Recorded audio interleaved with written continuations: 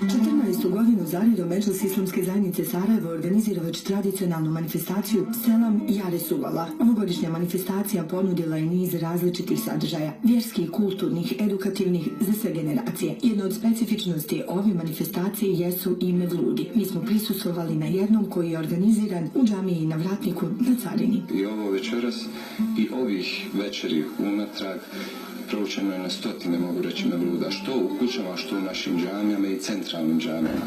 Mi smo večeras u džamiji Hadži Ibrahim Kasabzade džamije na Carini, koja je sagrađena 1516. godine. Ovom prilikom se zaista zahvaljujem svima, kao što bi trebali svima da se zahvalimo gdje god da se mevlud uči. Mevlud je za nas posebna stvar, to sam večeras naglasio i na svom kratkom obraćanju i mislim da smo mi na lijep način to ispratili. Večeras jedan mali bio koji ima 3,5 godine, jedna sjeka koja ima 3 godine i znači vidjeli ste dede i nane po 60, 70, 80 i 90 godina.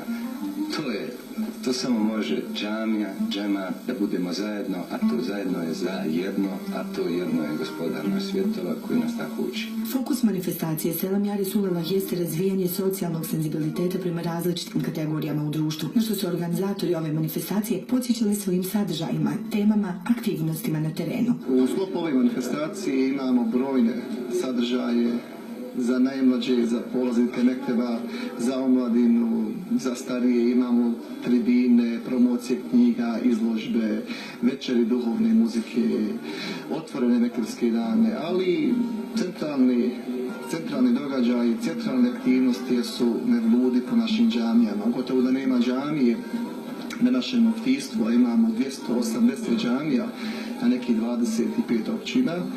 Gotovo da nema džamija da nije proučen mevlud. Evo večera smo bili u džamiji na Carini na Vratniku i proučili smo jedan lijep mevlud, bio je izuzetno posjećen i to je tradicija.